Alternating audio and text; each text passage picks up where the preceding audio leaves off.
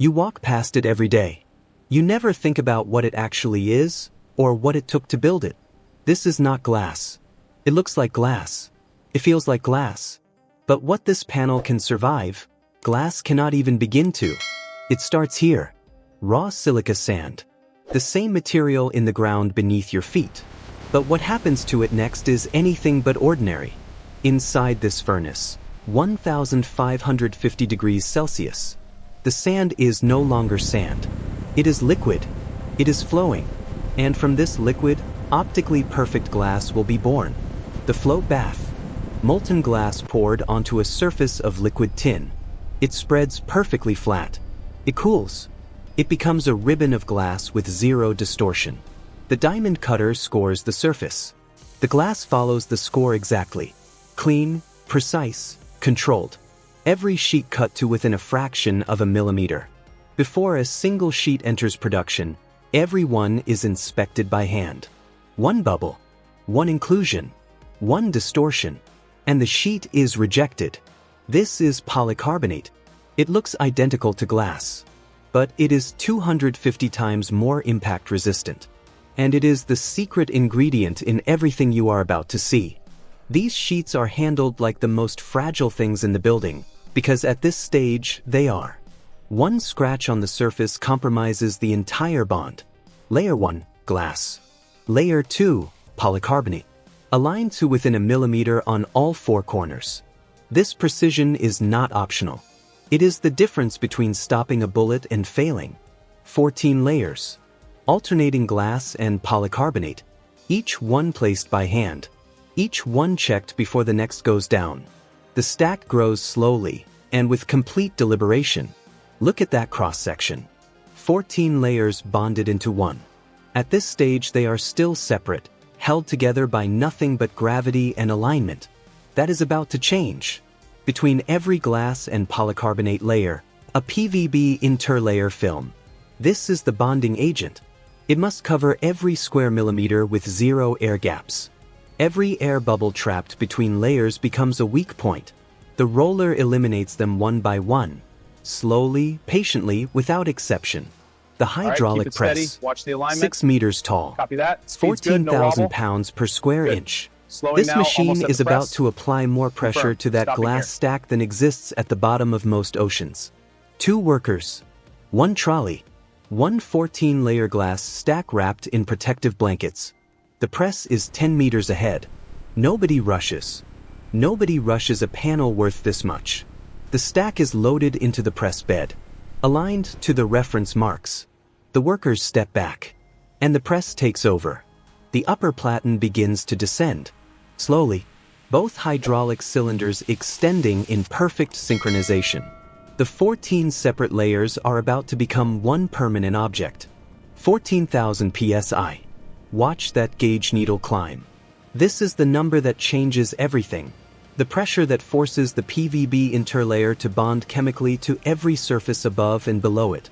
At this pressure, and at 135 degrees Celsius, the molecular structure of the PVB film changes.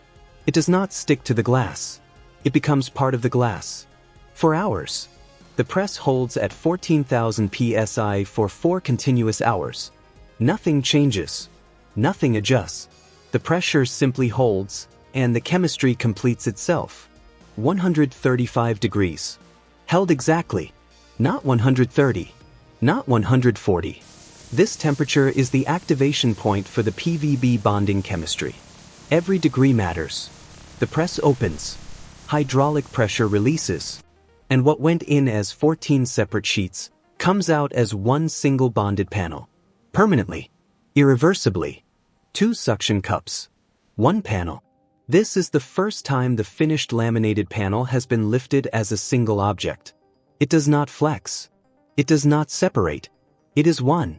The conditioning rack. Every panel rests here for 24 hours before QC.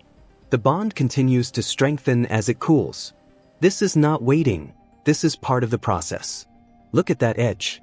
Every layer visible. Every bond invisible. 14 layers that are now permanently one material, with properties that none of the 14 possessed alone. The CNC edge grinder trims every panel to exact final dimensions. The glass dust and coolant spray are the only evidence that anything is being removed at all. 12 measurement points. Every panel. The thickness must be within 0.2 millimeters of specification across the entire surface. This gauge will find any deviation. The optical distortion test. Precision grid target on one side, a camera on the other. Any distortion in the glass would bend those grid lines. These lines are straight. 0.02 diopters of optical distortion. That is the measurement. For context, your window glass at home measures more than that. This panel is optically superior to ordinary glass. The ballistic test facility. 40 meters of concrete. A steel backstop. And the panel mounted 10 meters from the firing position. This is where certification is earned. The technician loads a 7.62 millimeters round. The same caliber used in military rifles around the world. The panel downrange has never been tested before. Nobody knows what this specific panel will do. From the front, the panel is completely clear. The target circles are the only marks on it. In a few seconds, one of those circles will tell the whole story. The shot. Slow motion. The bullet strikes the glass at 900 meters per second, and the panel does something extraordinary. It stops it completely. The spiderweb, that crack pattern radiating from the impact point, is not failure. It is the panel working exactly as designed, distributing the bullet's energy across every layer simultaneously. 3 shots. 3 spiderweb patterns.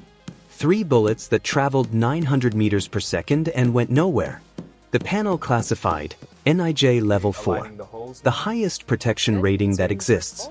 The engineer examines the back face. No spall. No delamination.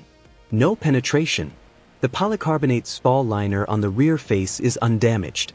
The person behind this panel survived. NIJ Level 4. That certification means this panel will stop armor-piercing rifle rounds. It means someone's life depends on what was built in this factory, and it will hold. 20 panels in a row. Each one certified. Each one carrying a tag with a serial number, a tester's signature, and a protection level. Each one someone's last line of defense.